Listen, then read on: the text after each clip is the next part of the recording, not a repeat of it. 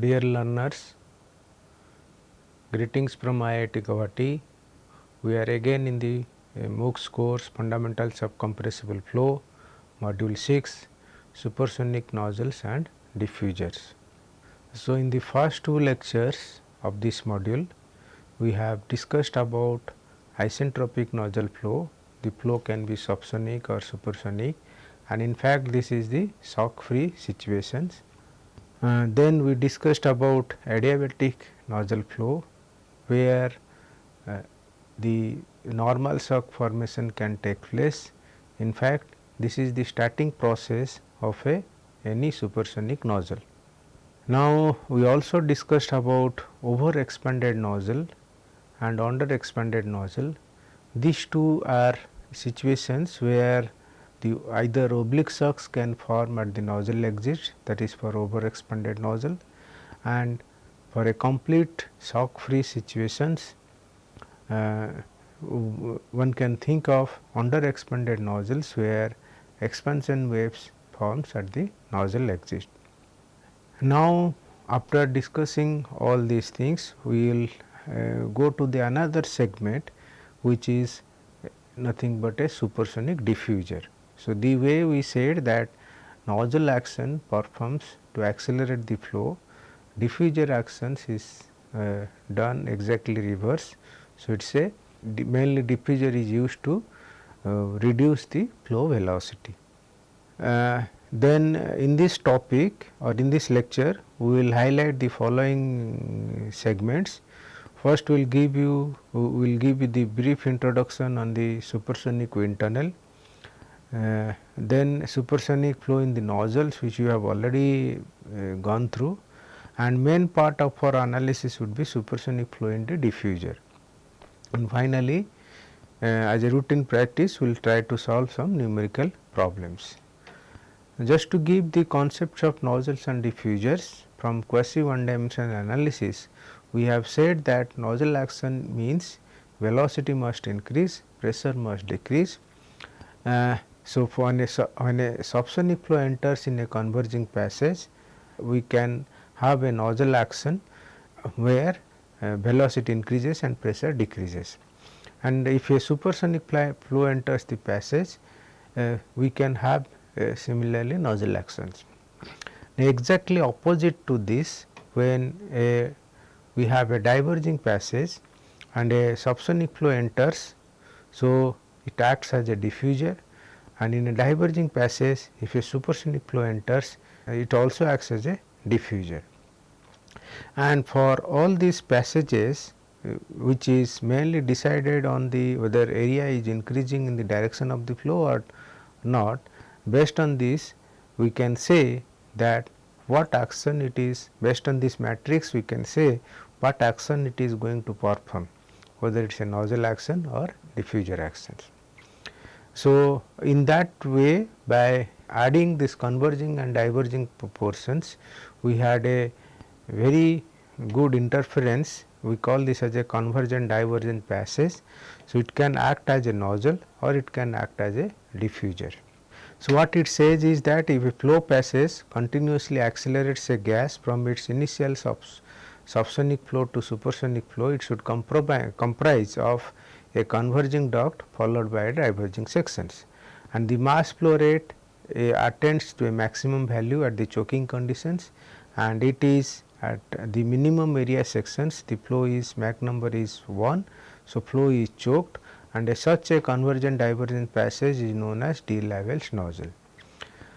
The other scenario is that the flow passage that continuously decelerates the gas from its initial supersonic flow to a subsonic value should comprise of a converging duct followed by a diverging section, and in there also the mass flow rate attains to a maximum value which is choking conditions, and such type of convergent divergent passage is known as a diffuser.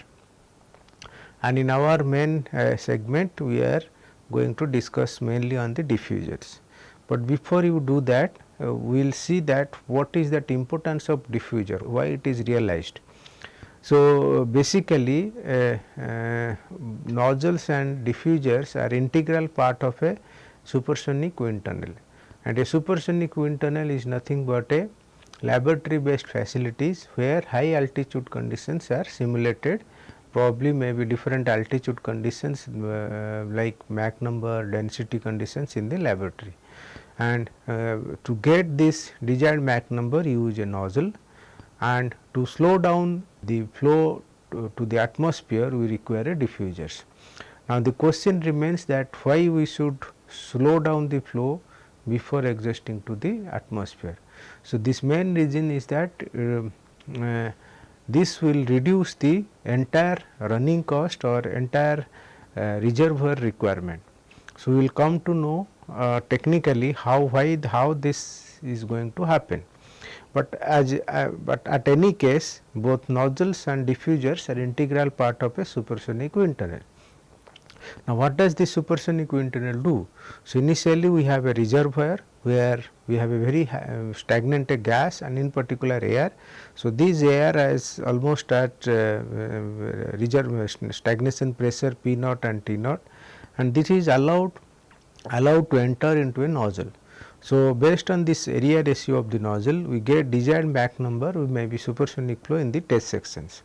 And while passing through the flow through the nozzle, what you can see is that initially it becomes from Mach number of close to 0, it becomes sonic at the throat, and further it expands and gets a supersonic flow, and finally when it goes down to a diffuser, here it is essentially the flow is slowed down, and at the exit the Mach number is close to 0. What it means is that we should start with very 0 Mach number and we should end this or discharge this gas or air to the at 0 velocity. This is the entire purpose, and if you do that, then we can have a best or efficient use of supersonic wind tunnel.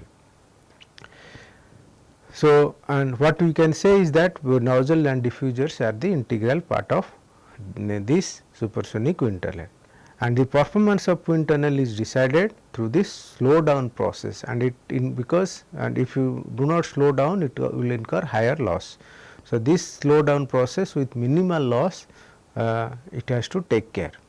Another important point is that when you look at this particular wind tunnel, the flow is almost from this nozzle throat to diffuser throat, flow is completely supersonic, and beyond this flow is subsonic. And when you use the word throat, it is the minimum area, and there are two minimum areas in this entire facility. One is at the nozzle throat, other is the diffuser throat.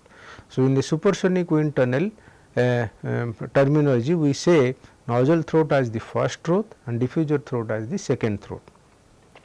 And of course, towards down the line we will say there is a definite bearing between the relations between this nozzle throat and diffuser throat, and it is nothing but the ratio of the stagnation pressures which is at the reservoir side and at the exhaust side.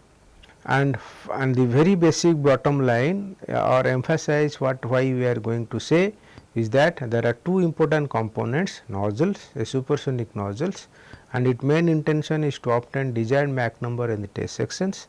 And another important component is the supersonic diffuser, because it slows down to the supersonic flow to the atmosphere. So, both are equally important in a supersonic wind tunnel facility. Now, as far as the nozzle flows are concerned, we have discussed exhaustively that how a nozzle flow or supersonic nozzle flow can achieve. So, one thing is that as far as the usage of supersonic nozzle is concerned, the subsonic flow is typically avoided, but it is required at the starting process. When it starts, the flow begins with a subsonic regime, and then finally it becomes a supersonic value. And ultimately an isentropic supersonic solution also is not possible. So, although it gives a theoretical estimate, and the area ratio that decides the exit Mach number, and this is the theoretical estimate. But to achieve this, what the other process that you are going to achieve experimentally is that you start the nozzle from subsonic value, then once it becomes flow is sonic at the throat, that means when you have Mach number Me3, then a normal shock gets formed at the throat and you control this downstream pressure such a way that the normal shock which is formed at the throat slowly moves the downstream towards the exit, and one point of time means at one particular pressure this normal shock stands at the exit, and by regulating this pressure further, and typically we call this as a back pressure, the normal shock becomes weak and it becomes an oblique shock that emanates from this corner of this nozzle exit. And if you further control the back pressure to a very low value, this oblique shock also will diminish and they will be coming as a expansion fan. And when such a things happens, we can say, since the flow across an expansion fan can be treated as a isentropic nature. So, in that way we can say that we have achieved complete supersonic flow, which is supposed to be hypothetical in case of a isentropic nozzle, but now it is possible by just regulating back pressure we can get a desired Mach number from this nozzle flow. So, this is all these things we have discussed exhaustively in the last two lectures, but our main intention in this lecture would be main focal point would be to consider the supersonic diffuser. Now, to supersonic diffuser, the very basic instinct is that why do you need a supersonic diffuser? The first basic underline is that when we start the wind tunnel, normally a normal shock that drops in at the first nozzle throat and it has to pass through the entire tunnel. But here I have just sketched three particular figures. First figure, suppose from the nozzle things, entire thing you dump that entire thing out to the atmosphere. What is going to happen? You can land up a pressure value, let us say stagnation pressure P naught. That means, for a given Mach number we require a stagnation of pressure P naught. Another instance could be that instead of this we can continuously say that we will intentionally create a normal shock at the exit. Okay. In the first instant what you say is that your exit pressure is nothing but your P infinity, that means downstream or atmospheric pressure. So, here I have to say three pressures basically, one is reservoir pressure, other is the exit pressure from the nozzle, third is the atmospheric pressure or ambient pressure. So, when the ambient pressure and exit pressure match, this is one scenario. Other scenario is that you create a normal shock at the exit such that after the normal shock whatever pressure value P2, that becomes the ambient pressure. So, in that case what is going to happen? And in third case, instead of a normal shock, let that normal shock be here, be there, but you allow this flow passage. Initially it is a constant, in the second scenario it is a constant area passage. Now you allow a diverging section and keep the passage more diverging. So, in such a case what will happen is that it will further slow down, but ultimately the stagnation pressure which is after this normal shock is going to be equalized with the ambient pressure P infinity. And if such a things happens, then you can say that we have effectively slowed down.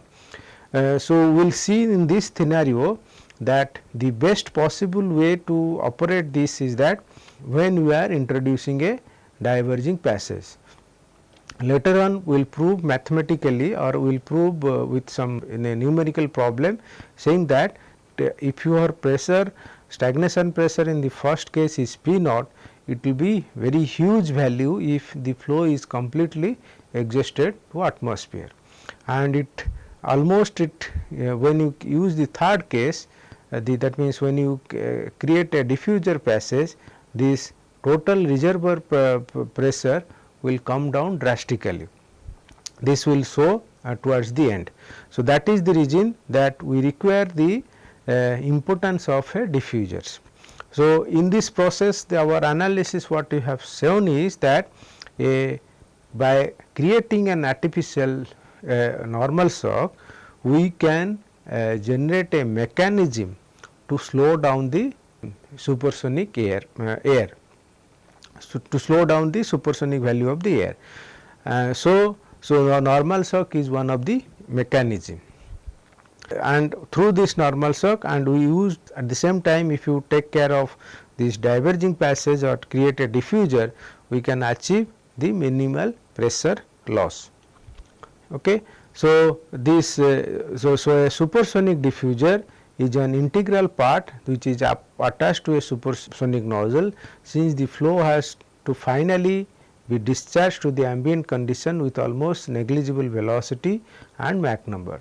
So, in a supersonic wind tunnel, the flow first expands in the nozzle and passes through the test sections as in this case, but here the main challenge is to slow down the air for existing atmosphere with minimal loss of total pressure. So, we can think in two versions: minimal we can pressure equalization, static pressure can be equal to the ambient pressure, or the total pressure after the normal shock can be equal to the ambient pressure.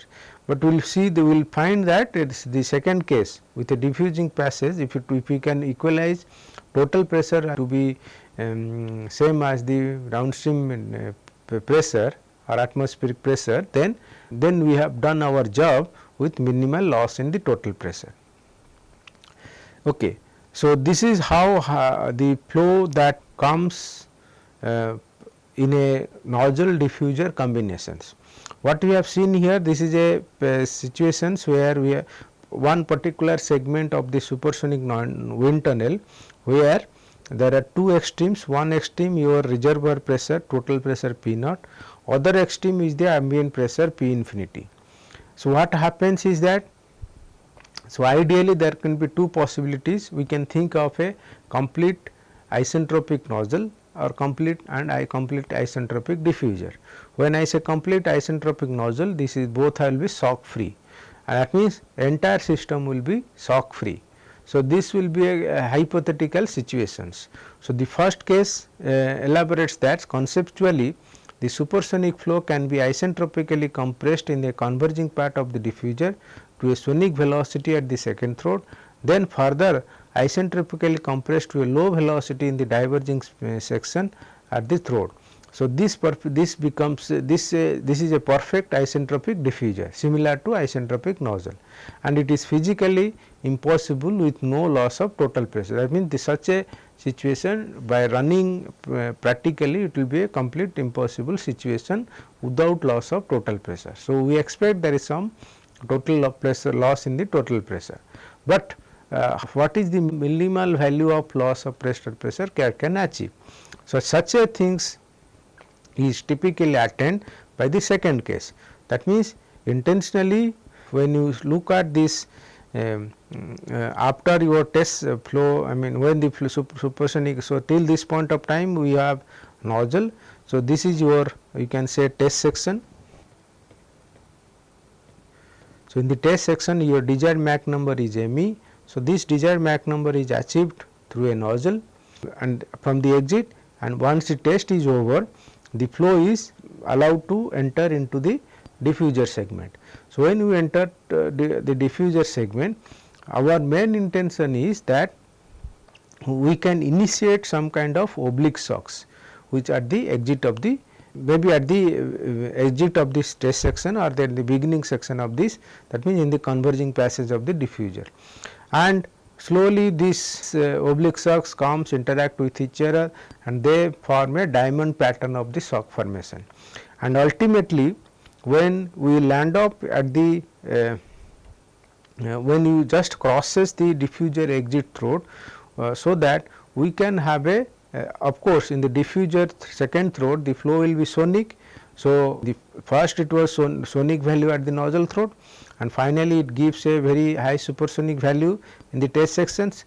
Now, while slowing down, and this flows through oblique shock diamond pattern and terminated as a normal shock, and when you say weak normal shock, the flow or the Mach number just before the shock could be close to a sonic value. So, that just, and at that point we can say it is a very weak normal shock.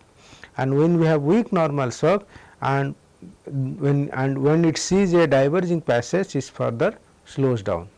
What we can say is that and in the entire segment, the from this nozzle throat to end of diffuser throat, the flow is completely supersonic, and from the diffuser throat onwards, the flow is subsonic, and finally in such a way, and finally the flow comes out of this wind tunnel facility in such a way that the downstream pressure or ambient pressure matches with the value, the total pressure just after this weak normal shock.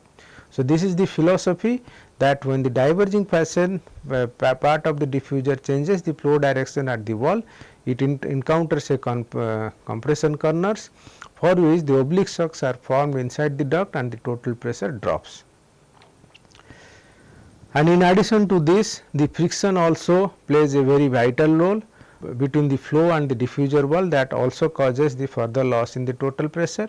So, a realistic way to achieve the flow compression is to achieve a single normal shock, rather it consider a total pressure loss through a series of oblique shock and finally terminating a weak normal shock.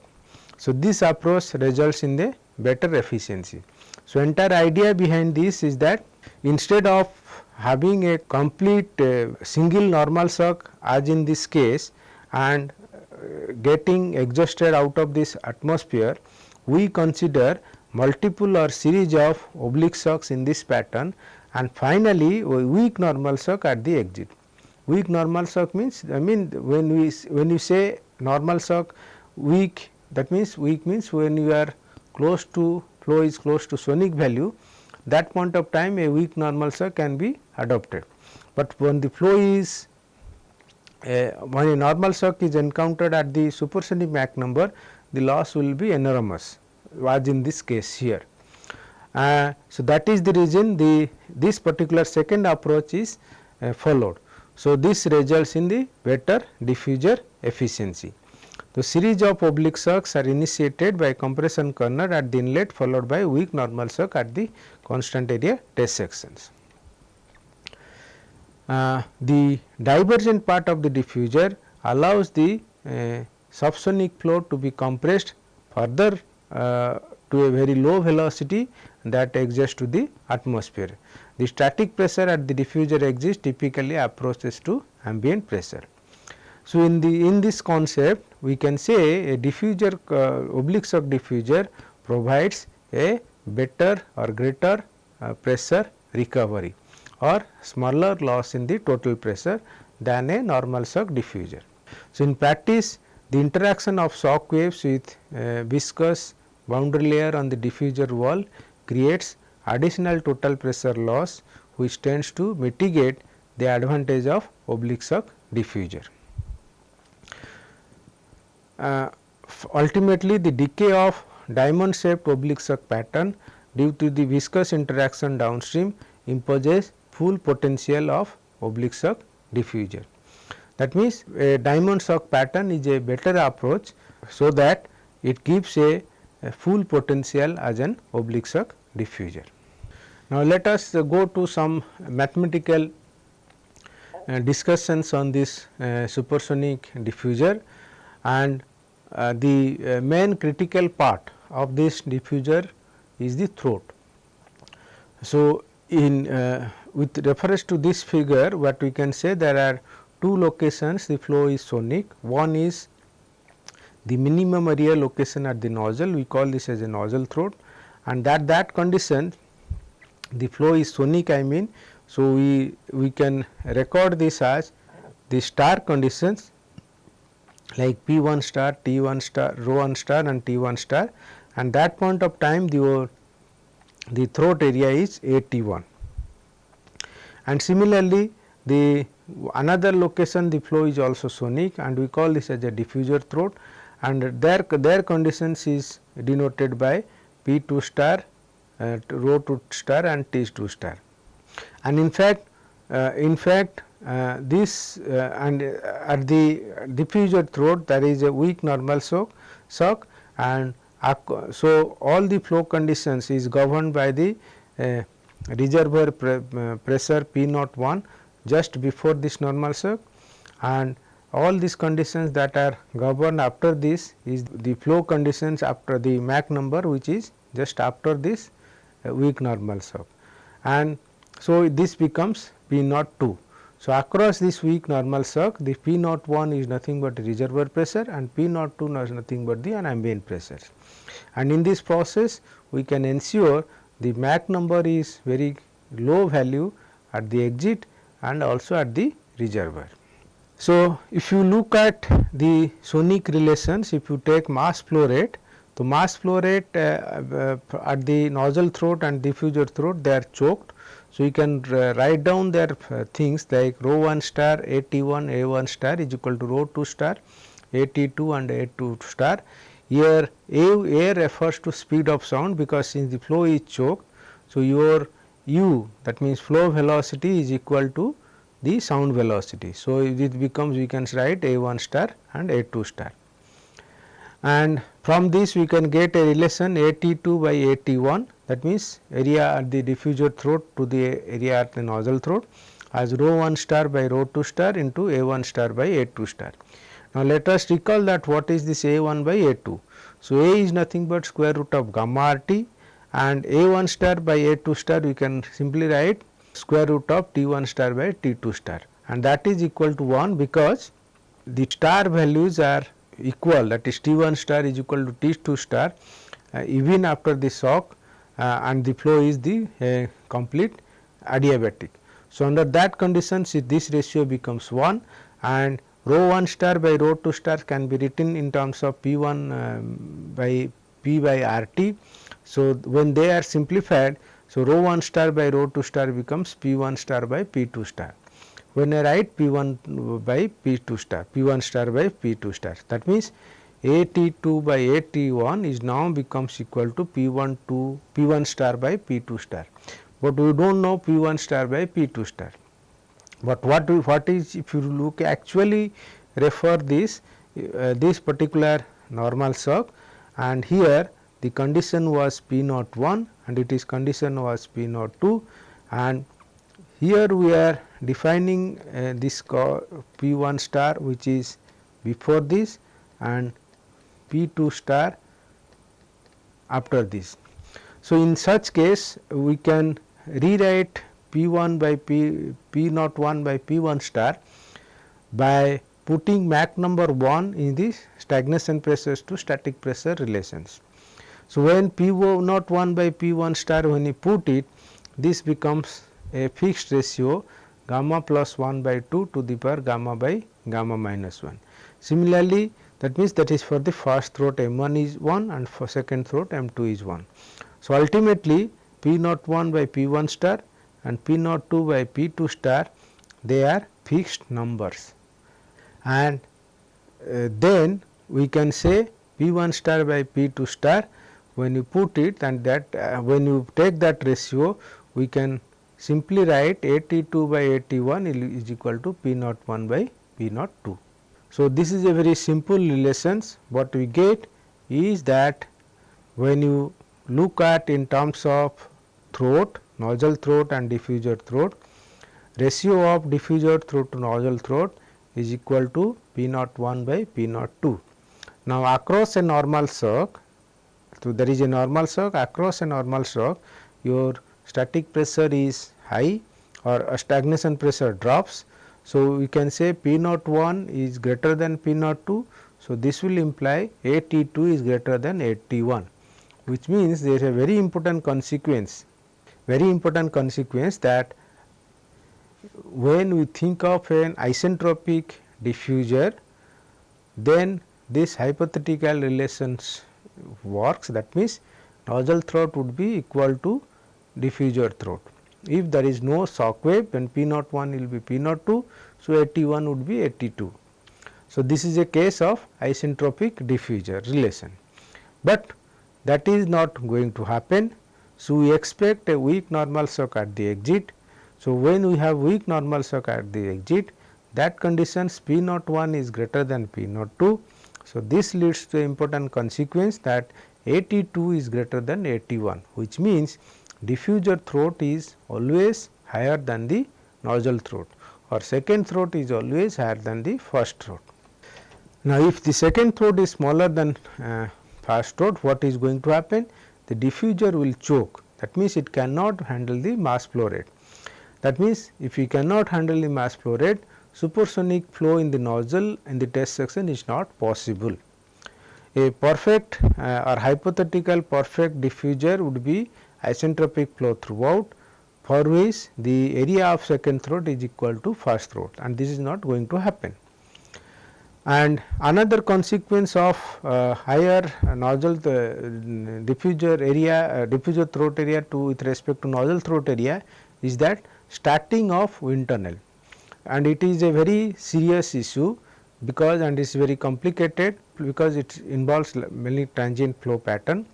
So, in the starting process what happens, initially we when the wind tunnel is started, we as I mentioned, we should start with a normal suck which is originated at the throat of the nozzle, and slowly by regulating the pressure, this normal suck has to be taken out from this, or is to be driven towards the diverging section, so that it gets pushed back.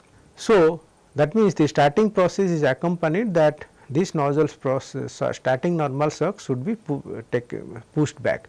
So, this if this is possible only when the diffuser throat is larger than the nozzle throat.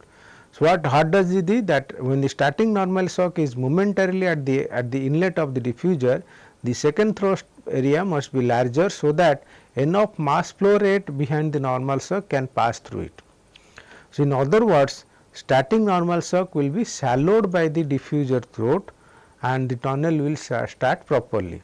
That means, it should pass, that normal suck should also pass through the second throat if it is higher area, and it gets pushed out from this diffuser passage.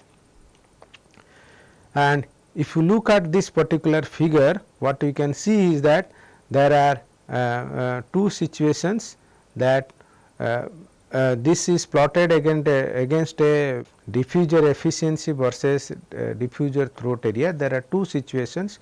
One is the starting situations. When you have starting situations, there is a normal suck, it has to be, diffuser must shallow this normal suck or the flow, so that it goes away.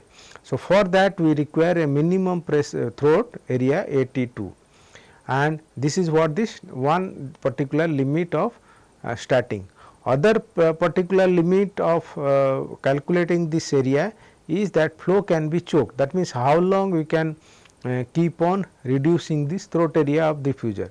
So, we can go up to a particular equation where the flow can be choked. That means, at that point of time, if you reduce this, that means your nozzle throat area will be higher than the diffuser. That means, in that case diffuser will choke. So, there are some regime of throat area or AT2, which is for which the flow has to diffuser area we have to throat area we have to play. So, during choking conditions, it may so happen that the instead of weak normal suck, we can start this particular this normal suck that can stand even in the diverging section of this. So, in that way the flow gets choked. That means, shallowing is not possible. So, this is the, so that means this particular relations plays a very vital role in the starting process of the wind tunnel. Now, next parameter that we want to talk about the merit of a diffuser, or how your diffuser is efficient. So, this merit of the diffuser is defined a parameter based on which we call this as a diffuser efficiency. So, it is nothing but the ratio of actual pressure to ratio of actual total pressure ratio to that of total pressure ratio across a hypothetical normal suck at the exit of the diffuser. Now, that means, if you look at this particular figure, we can have two situations. One is P d by P naught, that means, P d by P naught is nothing but the reservoir pressure here. So, P d by P naught in the actual case, that means, when the tunnel runs. other scenario could be that P naught E by P naught E P naught, that means P naught E stands for the exit pressure at the nozzle or maybe at this location. So, had there been a normal shock, what would have been the loss of the total loss in the total pressure. So, in that way we can say this is what this other extreme is, that when we have a normal shock at these things, then what would have been the pressure ratio. So, this particular ratio we call this as a diffuser efficiency. Ideally looking at these things, we can say that diffuser efficiency should be very high value. So, in fact for a low supersonic Mach number, so in the range of supersonic Mach number, the diffuser efficiency is the diffuser efficiency is more than 1, but when you keep on increasing and that is the case that we can using the oblique shock diffuser becomes a better approach. But when you go for hypersonic Mach number, that means it is very difficult to slow down this process. So, what we require, a normal shock diffuser could be a best, that means you instead of creating series of oblique shocks, and that point of time we may land off in having a big length and other critical issues. So, it is a better approach would be that you think of a normal shock diffuser for which your diffuser efficiency is less than 1. So, in a sense that for supersonic case or supersonic wind tunnel, we can have a diffuser efficiency greater than 1, and in a hypersonic Mach number situations, that means when you have hypersonic wind tunnels, the recovery through a normal shock is a better approach. So, the diffuser efficiency is less than 1. And again with respect to starting process, and here the same plot I have put, but here I just make to emphasize that there are two situations, one is starting, other the choking. So, if you play with the diffuser area in this range, because that you have to play with this, because you initially say your diffuser throat is greater than nozzle throat, and if you are fixing this nozzle throat, you can have some values or range of values in which we can play with this 82, and this range of values if you do it, that means if the diffuser throat area is decreased from a large value till this, we can say that the diffuser efficiency increases sharply, and at one particular point it becomes a peak. Now, when the choking is applied, the diffuser efficiency falls. So, for example, if you want to actually choose the diffuser throat area, we can say this particular efficiency is the maximum. At that maximum efficiency, this is the best possible 82. That is the maximum diffuser efficiency what we can have, is a peak value. So, this is what it is explained here. So, in a practical diffuser, efficiency is very sensitive to diffuser throat area. When the throat area is decreased from a large value, efficiency increases to a peak value and rapidly decreases. The peak efficiency refers to a value which is slightly larger as fixed by the equation, and it is the minimum allowable value that will pass through the incoming mass flow through the nozzle. Below this value, the flow gets choked in the diffuser and diffuser plummets. That means the diffuser stops. I mean the flow starting process is not possible. At higher values of second throat area, there is no problem for incoming flow. That means, however, but if you can keep on increasing the higher value, that means if you are in this range, then there is no problem in this incoming flow, but the supersonic flow at the inlet is not sufficiently compressed and remains supersonic in the second throat. So, in other words, when we are going to this extreme, diffuser efficiency falls because we are not actually doing its full potential as a oblique shock diffuser, and the purpose of the oblique shock diffuser is lost, because ideally the downstream portion of the diverging passage, the supersonic flow first accelerates and passes through a normal shock and the exit. So, in such a way that normal shock must form at the diverging passage. If it forms somewhere before this, then the purpose of the oblique suck diffuser is lost. Another important part is that the Mach number is fairly high in front of the suck, the total pressure loss is fairly large across a normal suck. So, it defeats the purpose of an oblique suck diffuser, that means weak normal suck at the second throat or near the sonic flow. So, as a result the diffuser efficiency is low at a large value of second throat area. So, in a sense that we are fixing this diffuser throat, that means once you know this nozzle throat area AT1 and diffuser throat is closely associated to the AT2 this value, and we do not have much role to play because these are the limiting regime for which the diffuser needs to be operated at its best possible efficiency. So, we have only play with this range of AT2 values. So, finally, summarize this supersonic diffuser, what I can say is that, so since we can say that the whatever we have discussed, this one is a fixed geometry diffuser which is designed with a second throat area larger enough to allow the flow to start and operate at efficiency less than the maximum. But there are other concepts that we can think of a variable geometry diffuser. So, there the throat area can be changed to obtain higher efficiency during the running of the supersonic wind tunnel. So, and moreover this diffuser efficiency is influenced by so many parameters such that throat area, exit Mach number, entrance angle, length of the throat, these are the research aspects of when you deal with the supersonic diffuser.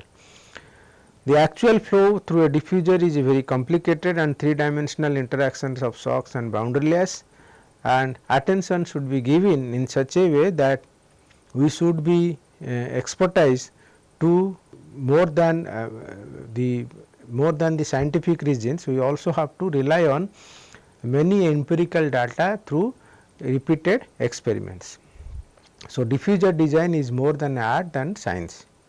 Okay. With this I conclude this particular module, and towards this whatever we have discussed today, I will try to solve some numerical problems.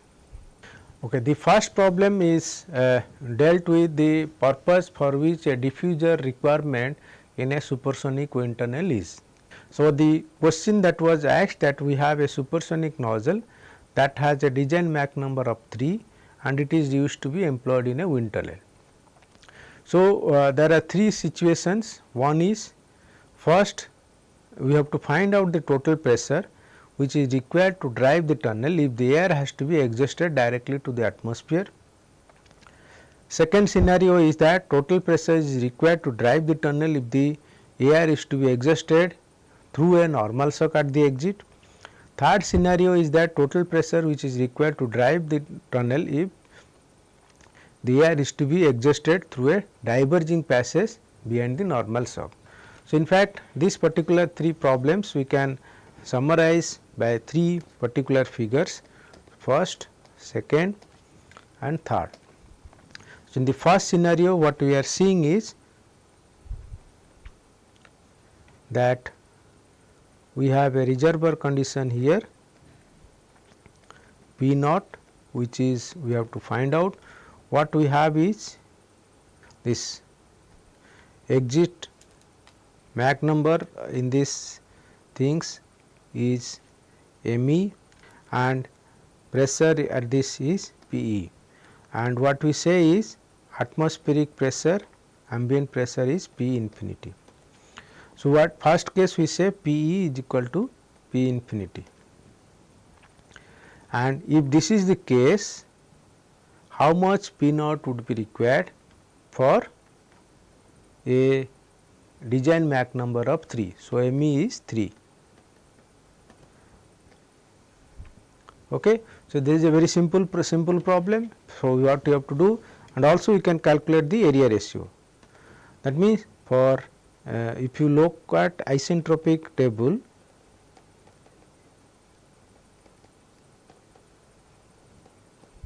and for ME is equal to 3 and isentropic table is here.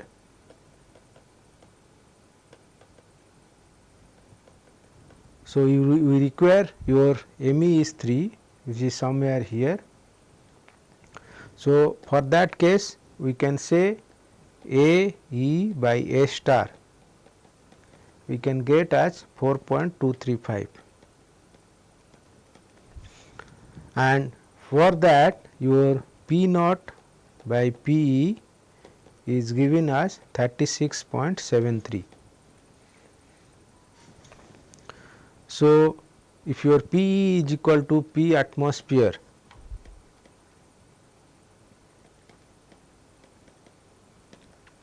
then we can say P naught would be 36.7 atmosphere. So, that means in the first case, if the flow is completely adjusted to ambient situation, the reservoir pressure requirement will be 36.7 atmosphere. And the second case we say that the air is to be adjusted through a normal shock. So, the same problem we have ME, you have to calculate P naught,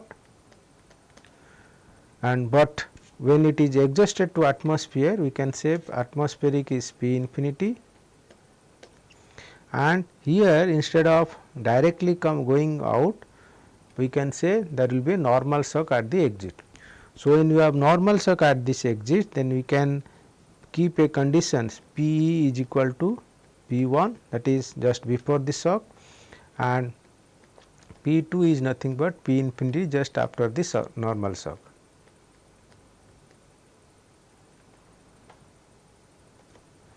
Okay. And in fact, we also can calculate A E by A star, and that is also same which we have already calculated, is 4.235. So, here the idea is that then we have a normal shock means you have to calculate its property. So, for ME is equal to 3, and when you talk about this normal shock table,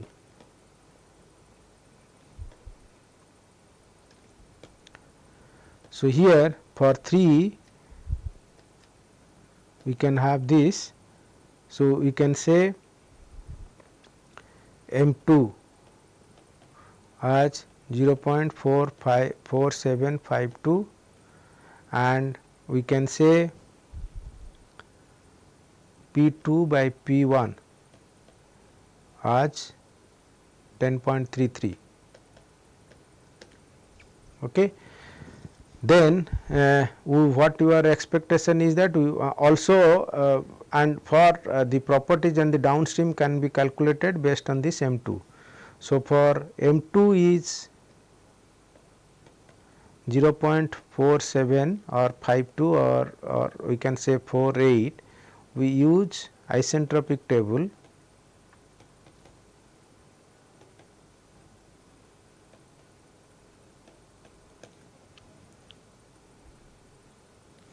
Okay, just it is not required here. So, currently what we are going to get is we require P naught.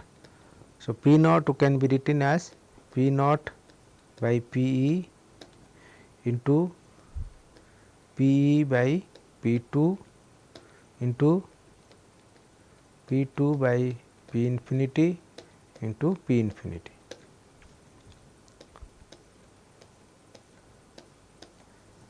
And P naught by P E, which is somewhere in this before this normal shock.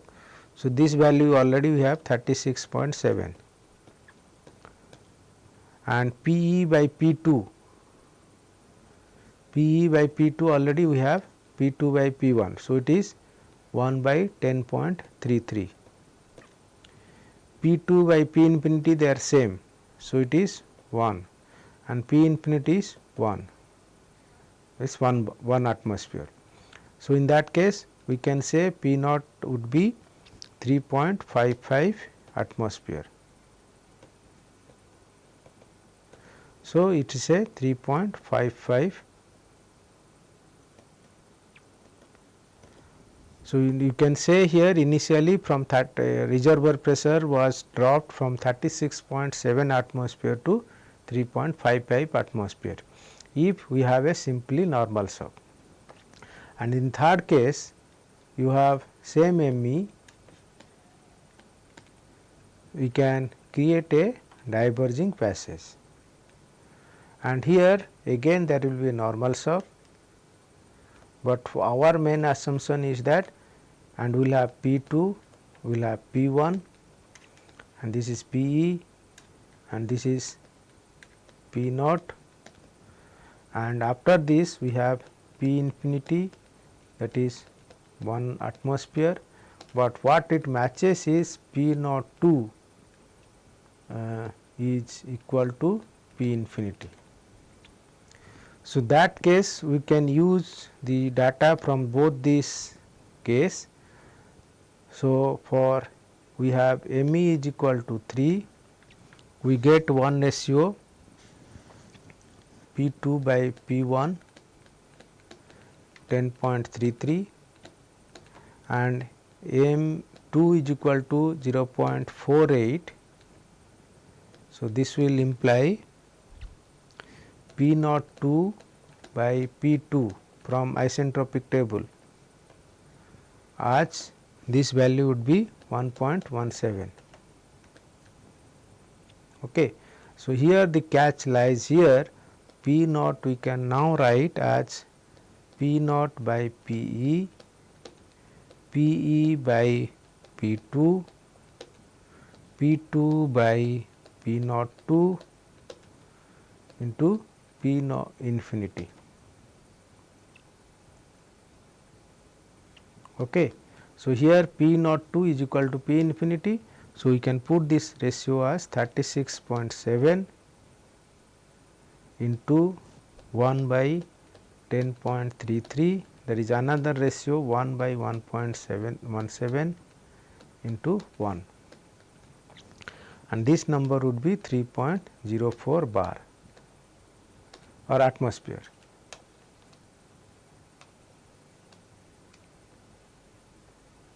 So, P naught now 3.04 atmosphere.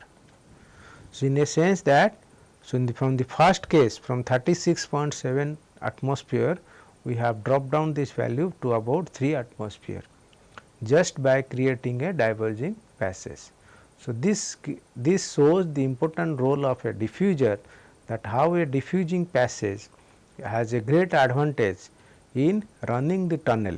That means, the just by that means we can have less reservoir pressure to run the tunnel. Okay. Now, let us go to the second problem. The second problem is with respect to a diffuser alone, where we are supposed to have a Mach 2.5 flow in a test sections, and what is required is that we have to require exit area ratio for the nozzle, reservoir pressure and temperature for this Mach number. We have to calculate the area ratio of diffuser throat to nozzle throat for the tunnel to start, and if the diffuser efficiency is 1.2, we have to calculate the total pressure at the diffuser exit. So, to start this process, we refer this particular figure, say this nozzle throat as AT1, diffuser throat as AT2, and we can say this as P naught 1, this as P naught 2. We have a very weak normal shock towards the exit of the things. So, the first problem what we require, we have to first find out M is equal to 2.5. So, we have to require isentropic table.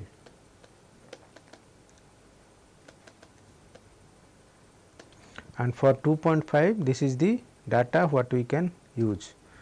So, we can say AE by A star is 2.637 and P naught by PE is 17.09 and T naught by TE 2.25.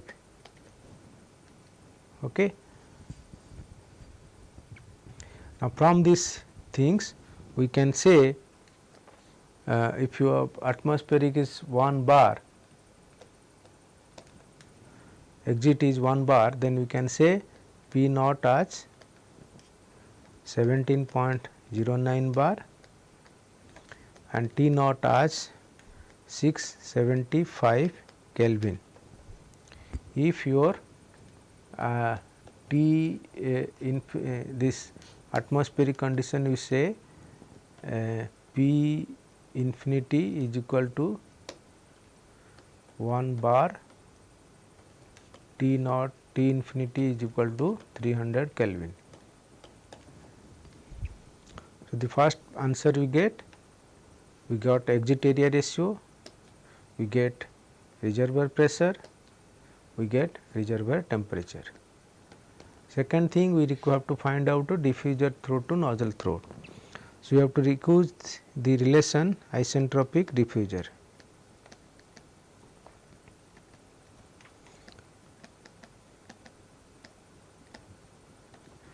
Where AT2 is equal to AT1 is equal to P naught 1 by P naught 2 and M is equal to 2.5.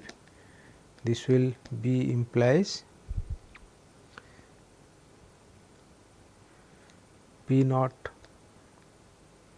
2 by P naught 1 is equal to close to 0.5.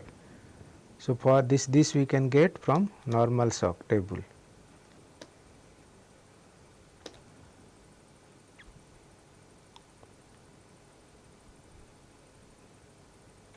So, this is 2.5, this value and this value we can use. And so, if you take this thing, so this will say that AT2 by AT1 is about 2, 1 by 0.5, that is 2. So, this means AT2 is equal to twice AT1. Okay. So, second part is got answered, and third part diffuser efficiency. So, you have to recall the formula diffuser efficiency as PD by P naught, which is actual, and PD by or P naught 2 by P naught for normal shock.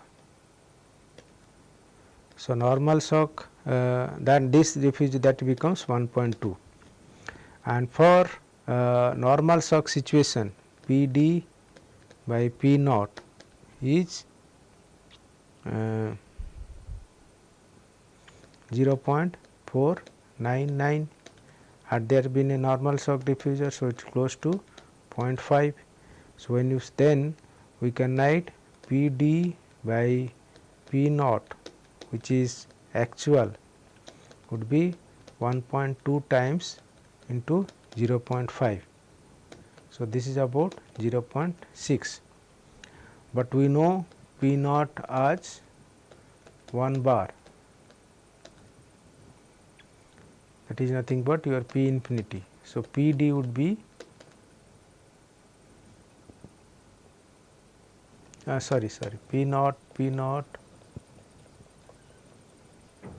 P naught is already have calculated 17.09. So, PD would be 17.09 into 0.6. So, this number would be 10.25. So, the total pressure at the diffuser exit would be 10.25 bar. So, this is how you are going to solve the problem, and finally, I will give you the concluding remark of this module. So, whatever you have learned so far in this supersonic nozzles and diffuser is that we have given introduction to supersonic internal, we have elaborately discussed about isentropic flow through a supersonic nozzle and subsonic nozzle, and we also discussed about adiabatic nozzle flow where shock formation can happen. Then we discussed exhaustively on overexpanded and underexpanded nozzles with oblique shocks and expansion waves. Then towards the end we discussed about the supersonic diffuser, and under this segment we have tried to make correlations how a nozzle throat and diffuser throat are related and how they are important in starting of a wind tunnel, supersonic wind tunnel.